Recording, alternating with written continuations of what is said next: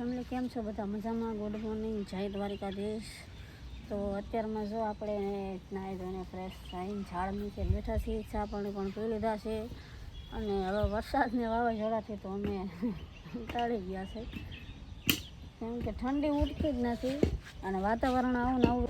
તો જો દાળ ભાતે બનાવી નાખ્યા, દાળ બાફી નાખી મેં અને બા હવે જો દાળનો વઘાર કરવા આવી ગયા છે. લીંબુ ટમેટા ને બધું લઈને જો બરાબર ને. તો દાળ બફાઈ ગઈ, સરસ બફાઈ તો હાથી ગઈ. જો આપણે દાળ મસ્ત લાગી જો હવે આનો વઘાર કરતા ને એટલે મસ્ત ને થઈ. અને અહીંયા જો ભાતે પણ ચડી ગયા છે. બા કહેવાય લાય દાળ વઘારી દઉં મસાલેદાર, એટલે એના માટે તો આ તીખા મરચાં જો આ બધું નાખવાનું. મજા આલુ ટમેટા ને કોથમીર દાળ બને જોરદાર. હા જોરદાર. ભાત ઓળાવે છે બા. હવે તારે ગાભો અને આ દૂધ લેવા ગયા હતા એટલે આ દૂધ લઈને આવી ગયા છું. ગાભો કેવો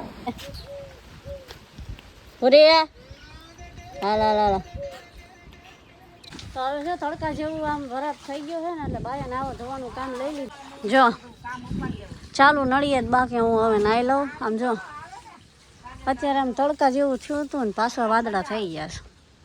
તળાવ તો ફૂલ ઓગન હો, આખું ઓગનાઈ ગયું. જો ચાલુ નળીમાં બા નાવાનું કામ કરે છે. અમાર પાણી જો આખો દિવસ આવું ભગવાનની દયા છે, ભોળાનાથની. ગંગાજી ચાલતી છે સારા દિન. તો જો પતરોલી એવા છે આપણું આને ધાબે ચડાવવાનું છે. નવું અપણી હો ભાઈ, મોટો પતરો વરસાદ આવે ને એટલે ધાબામાંથી જે ઓલું ખુલ્લું હોય ને એટલે વાસાટ આવે એટલે કે આ લઈ લે. તો જો પતરો આવી ગયું છે અને ખાલી ધાબે ચડાવવાનું છે. હવે બા અત્યારે વાગ્યા છે 3 એટલે હવે ટાઈમ નથી જતો ને એટલે બા કે એક સુવિચાર મસ્ત ચોપડામાંથી વાંચું અને કે તને સંભળાવું. જો અહીંયા ચોપડા અને હાથમાં છે સુવિચારની ચોપડી એટલે બા સંભળાવે છે. થોડુંક આપણે વાંચી લઈ સારું, સારા જીવન માટે ઉતારવાના આ બધા વાક્ય છે હા તો સારું જ થાય.